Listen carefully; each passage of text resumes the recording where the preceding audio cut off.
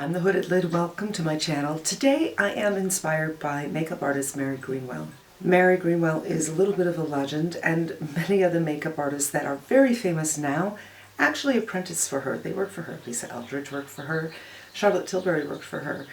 And Mary has a lot of videos online on YouTube. When I first found this whole beauty community, Mary Greenwell was somebody I watched a lot of.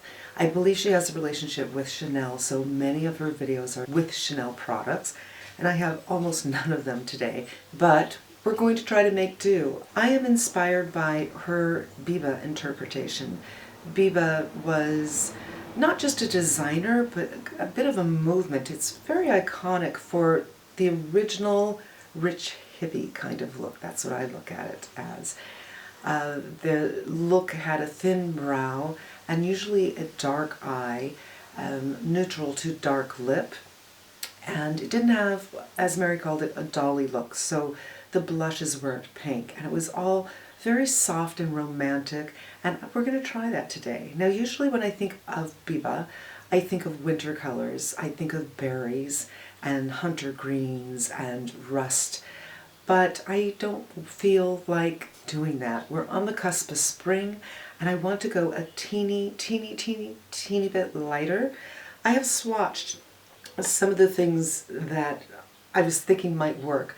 She used Chanel Delusion d'Ombre, I think it's called, which I don't have, and these really are not close to it. So what I took out was a couple of sticks for Bobbi Brown, a couple of Hourglass. Now these are the scattered lights, and the product that she used doesn't have that sparkle in it, but it has dimension, so I'm not sure if I'm going to take these to task. And then the Charlotte Tilburys. The Charlotte Tilburys honestly have the same finish as the sticks. It's just a different medium. Now I hope it goes without saying that the model she worked with was probably 18, had beautiful skin, and was gorgeous. So we're doing something different over here. She didn't actually use a foundation on her. That's how gorgeous her skin was. I'm probably going to go ahead with foundation, but I want to show you what she did do. She used the Chanel Le Blanc. I think what I'll do is, the pale skin look is key for this. I'm just going to do the same kind of thing that she did, but I'll be definitely putting a foundation over this. I use this Le Blanc for lightening up my foundation. So if the undertone is correct, but it's a little too dark, then this is what I'll use to mix. And it really neutralizes a lot of redness.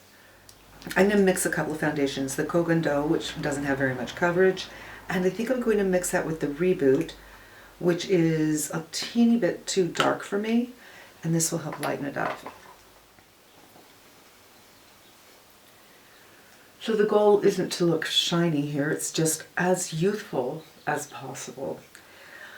And Mary did not use under eye concealer. I'm going to go ahead and put my foundation under my eyes, and especially for this particular look. That tired look is kind of sexy, kind of dreamy. This is something I don't think I've ever done here, but sometimes I'll just go around my face, I'll warm up my hands, and just press everything in. So we really are just doing fingers.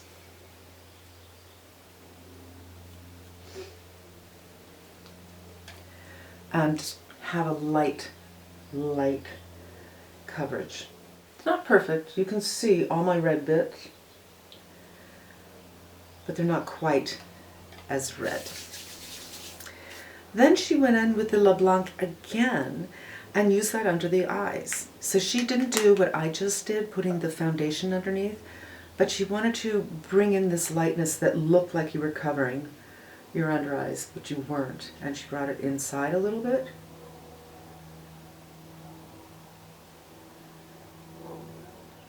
When she came to the eyes, she layered colors, and I just don't have anything like what she was doing, so I'm going to go in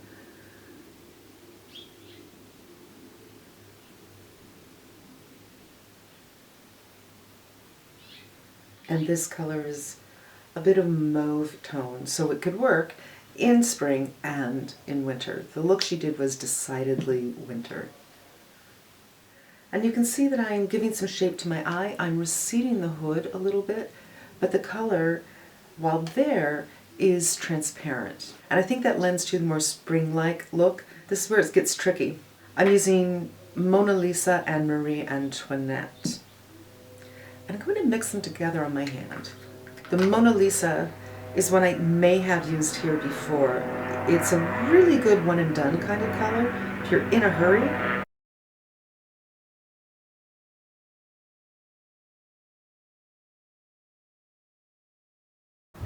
I'm just layering this in. Kind of the outer third. And now I'm going to go in with the Mona Lisa by itself and do just a little bit more on the outer third. And we're beginning to kind of get that look. So, you know, deepening the corner, the outer edge corner, if you have more traditional eyes. I'm going to take a little bit more off. I think I'm going to use my pinky and get a little bit on the side.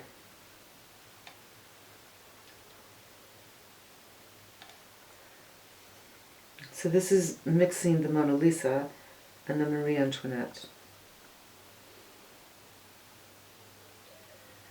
And then she used a color that was black. I'm going to use this MAC product, which is limited edition. It's no longer available. And it can be quite light, but you can build it. It depends on how you apply it. Around Christmas time, I use this shadow for a smoky eye look, a gray smoky, and it's beautiful. And she worked it into the lash line. I don't know if this is going to be enough. I'm going to go ahead and use Alkaline, which is an Urban Decay color. It's right there. So it's obviously not black. It has some color to it, but the idea is to just smudge it into the lashes. And definitely the tight line for me personally, because I don't like that area being blank. And now smudgy smudge. And you actually do want a little of it in the sloppiest way possible under the eyes.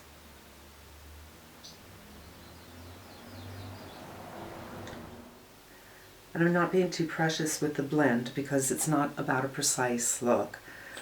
And, ooh, of course it's not looking like I'm dead either, so I will clean that up. She did have a little lightness on the inner third, and I'm going in with the Marie Antoinette. Let's see if I can make that work. And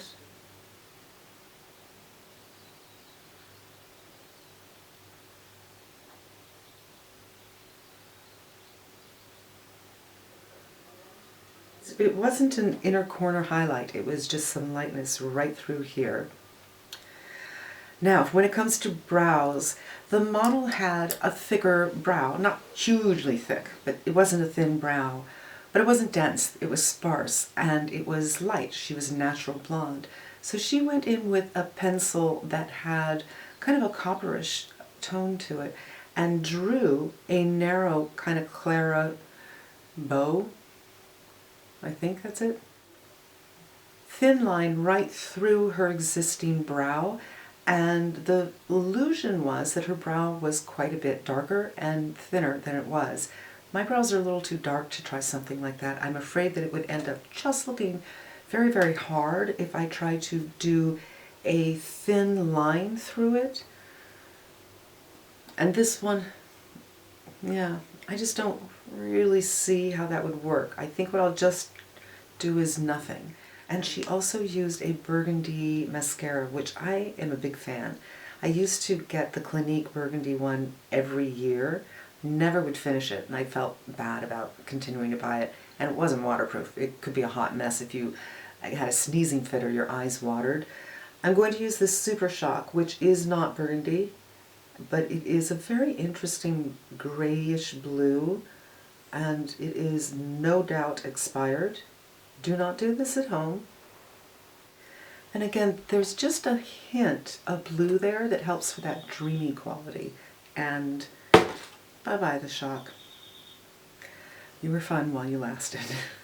That truly has to be at least 2 years old. So the eyes are about complete. Now we need to go on for blush. Mary didn't want to do a dolly look, which would be a pinker, more flush look, a more natural look, really. Instead, she wanted to do something earth tones so the whole look wasn't too sweet looking. And I don't actually have much in that area. I have this. It's definitely not pink. I have the color that is a blush that I use for bronzer from Surat.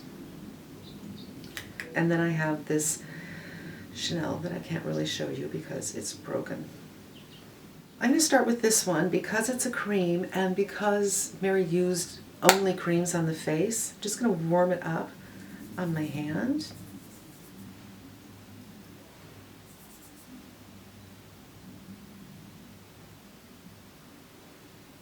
And she used it pretty high up, but not exactly on the fattest part of the cheek.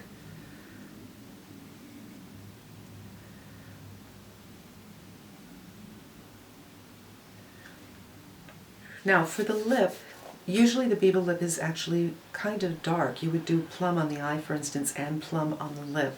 But she didn't use something very dark. She used something that was a little bit mauve, but not too blue. This could work, and if I did this under it or over it would bring some more reality to it, because the color that she used was very close to a real lip.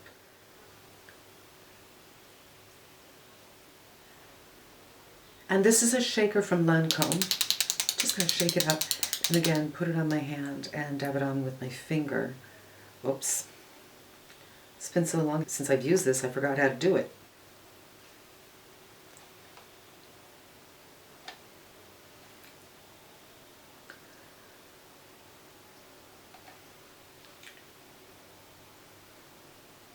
It's kind of a blotted look a little bit. There's no hard line. I think I want to extend my brows a little bit. I think that would help that look. So I'm not going to make anything thicker because the brows are quite extreme. And I think I'm going to go change my shirt. So we're thinking kind of Biba spring.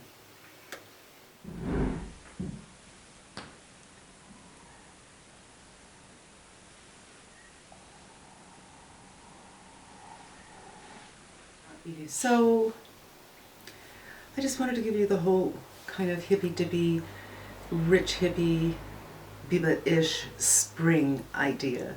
And now I'm going to move in a little closer, and actually just, my chair is just back. Right? There we go. So as usual, my hair is not really behaving, but the idea, it's kind of amazing, really. I mean, I washed it and blew dry it yesterday, and it looked good for 15 minutes, and then it just does what it wants. So the look right here that I'm doing is probably a little more 1975 with the hair. What she had was like slicked back part way, and then ringlets, but not terribly tight ringlets from here. So there's tightness here and volume here. So we'll just ignore my hair. I tried, but the shirt is my best effort, I think. And I did take a little concealer under my eyes because I found that that red liner was making me edge on rabbity. So I cleaned that up a little bit. Pretty much this is my interpretation of the Biba look, and I don't think that there's anything old-fashioned about it. It's definitely updated, and certainly it's the best I can do with the materials that I have. I couldn't copy exactly what Mary was doing, but I think I got it in spirit. And that's what inspired by means, right? I was inspired by her beautiful work, her beautiful model, the beautiful colors, and I came away with something like this. So there you go. You know, this is another thing you can do if you are staying at home. And I've seen so many people on Twitter say, I'm so bored. After you clean, after you cook, and cooking is also a fantastic thing to do right now, trying out new recipes, providing you can actually get your ingredients. But playing with your makeup, being inspired by somebody else, and just kind of see if you can do it, if you can make it work for you, not a bad way to use an hour of your day. I rhymed. Oh no. I want to thank you for spending a few minutes with me, and I hope they kind of took you out of your day a little bit. Stay smart, stay safe, and until we meet again, I'm wishing you good health.